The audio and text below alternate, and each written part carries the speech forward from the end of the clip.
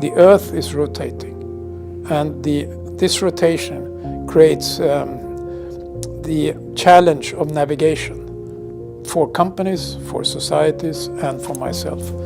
So we have to be able to see the three dimensions of position, direction, and speed, and combine it into a successful journey.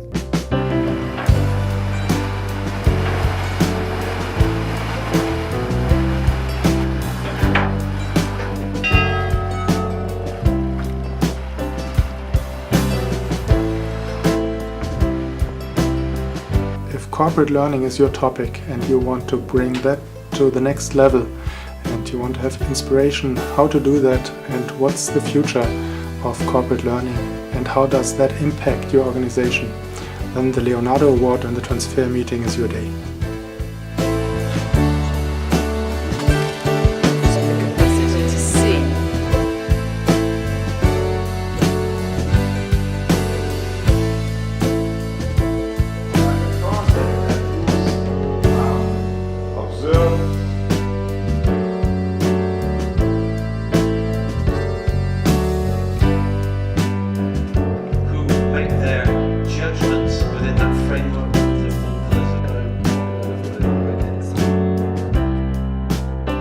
I think it has been really fascinating in the discussion. It couldn't.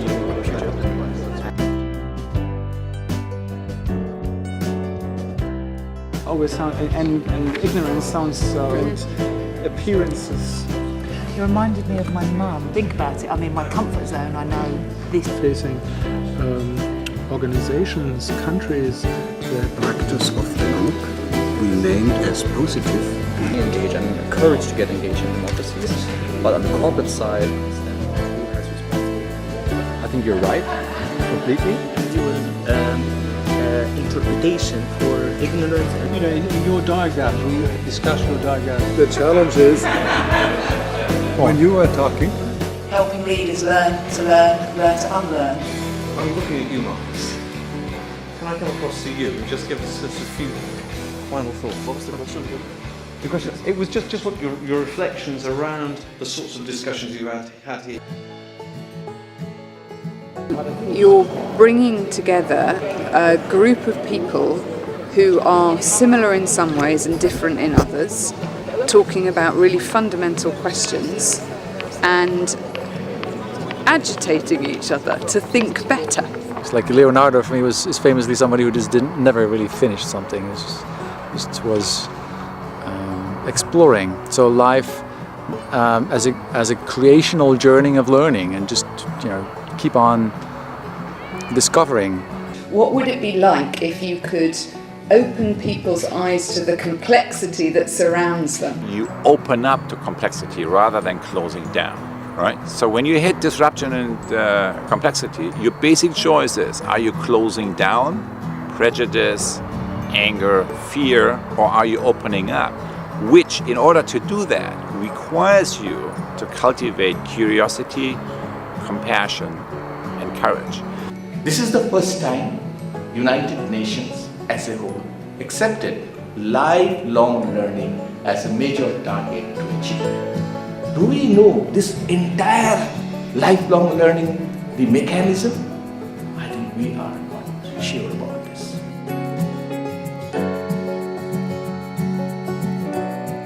Yes, sometimes you have to be totally child. Start inquiring every aspect of it because knowledge starts from ignorance. Exploring ignorance is other name is knowledge, and we need to respect that. They have values.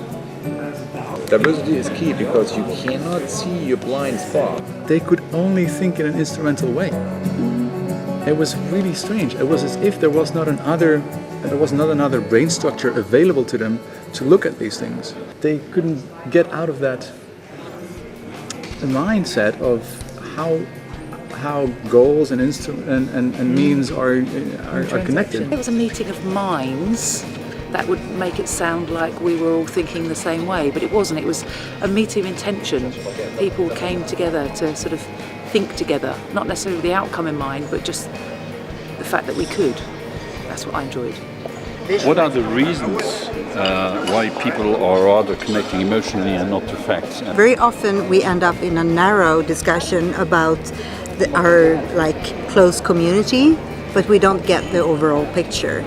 We have to figure out a way of making data come alive enough so that people can actually connect focus. Emotionally. Yeah. Drawing on the expertise of the laureates was really very important for us for these two sets of discussions.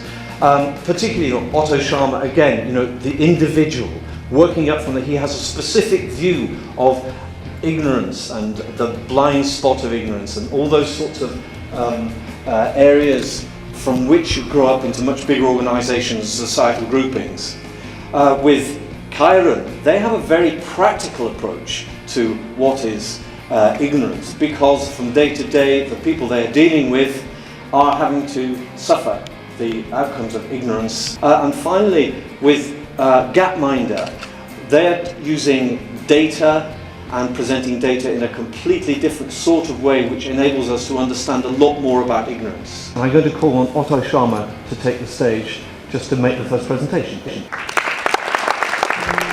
In many countries today, there is not that much,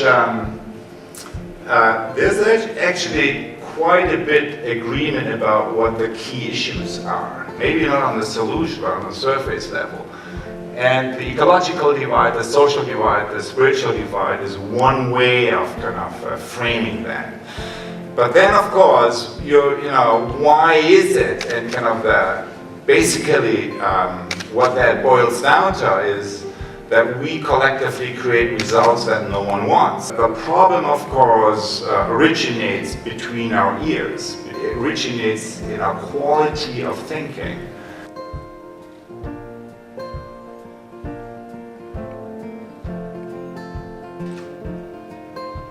We hate because we're taught to hate. We hate because we're ignorant. We're the product of ignorant people who have been taught an ignorant thing, which is that there are 4 or 5 different races. But it's time to get over this business.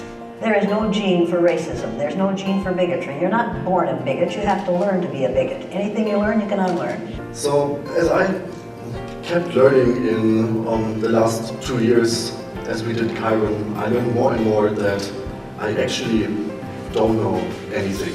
And I cannot make any assumptions anymore. But how can I live when I don't make any assumptions? What's some strategies maybe that we can handle this?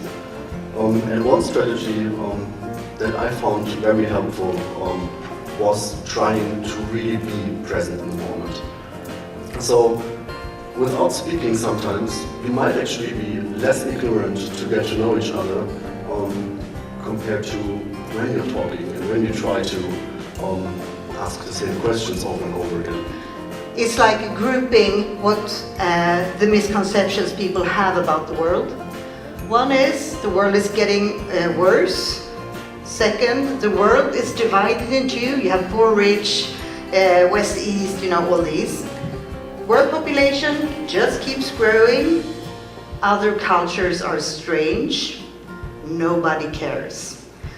And that is what we have to battle. And what we do then is that we try to use data and make it understandable so you can actually use it for schools and so on. And what we learned is if we say that we develop material for school kids, also decision makers and high-level politicians dare to look. The number one leadership challenge across all systems today is the same. It has to do with building the capacity to bring all key stakeholders together that need each other in order to change the system, and then to help to take such a constellation of partners and stakeholders through a process. You need to connect to a source that helps us to shift the awareness kind of from one state to another. Shifting this old style perspective of seeing the world as something out there to a new perspective that includes myself in the system that I'm seeing. It's your relationship with your own ignorance. If you can develop and build a respect and a wonder for everything that you don't know, you approach it in an entirely different way. So I hope that you can use that. I would love to read that. I will read it on my flight back. Interesting, special people from all kinds of disciplines here today. Organizations and institutes. Jacques Delors was our first Leonardo da Vinci laureate, and that's what we tackled a bit today, is learning to learn. I manage. Now, if students run through these courses, the members of his team